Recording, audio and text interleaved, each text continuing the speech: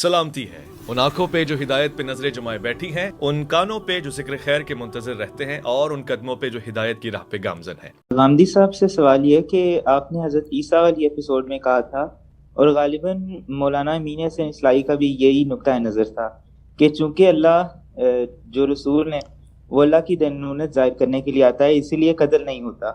لیکن سورہ ال عمران کی آیت نمبر 183 میں تو صاف اللہ تعالیٰ کہہ رہا ہے کہ رسول قتل ہوتا ہے، تو حضرت عیسیٰ کو پھر اٹھایا کیوں گیا تھا؟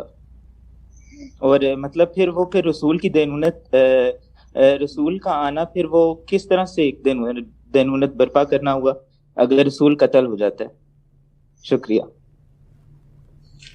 رسول کون سا قتل ہوا ہے؟ اصل میں قرآن مجید کو جب آپ پڑھیں تو اس کی زبان کا سب سے پہلے بہت اچھا علم حاصل کرنا چاہیے۔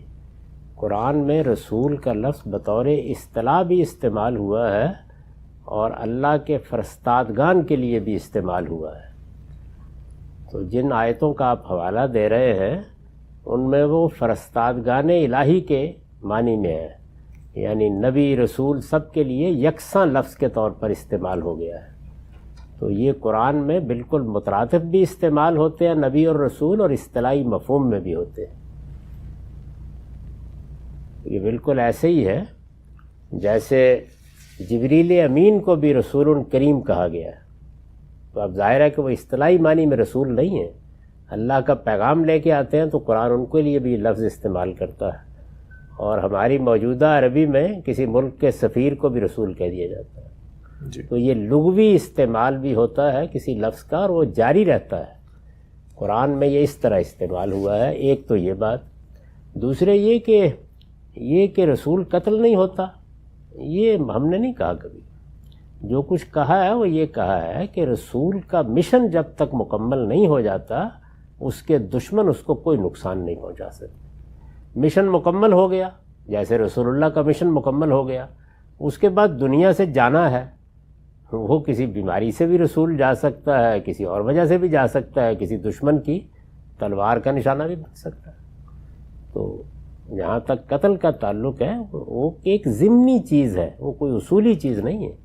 اصل چیز یہ ہے کہ رسول عدالت بن کے آئے گا، عدالت بن کے فیصلہ سنائے گا، اصطلاحی رسول۔ باقی نبی اور رسول وہ تو دنیا کے اندر پیغمبر ہو، جیسے ہم پیغمبر کا لفظ بولتے ہیں عام الفاظ کے طور پر بھی استعمال ہوتے ہیں۔ یہی غلطی ان لوگوں کو لگتی ہے کہ جو زبان کا کوئی اصطلاحی مطلب جب سمجھ لیتے ہیں تو سیاق سباق کو نظر انداز کر کے ہر جگہ اس کو ٹھونستے ہیں۔ صلاۃ قرآن مجید میں نماز کے لیے استعمال ہوا اصطلاح ہے، لیکن 10 جگہوں کے اوپر دعا کے لیے استعمال ہوا ہے، عنایت کے لیے استعمال ہوا ہے، رحمت کے لیے استعمال ہوا ہے۔ تو لفظ اپنے اصل مفاہیم سے اوپر نہیں اٹھ جاتے، وہ استعمال ہوتے رہتے ہیں۔ سیاق سباق بتاتا ہے، جن آیتوں کا آپ نے حوالہ دیا ان میں خود سیاق بتا رہا ہے کہ وہاں رسول اصطلاحی مفہوم میں نہیں آیا۔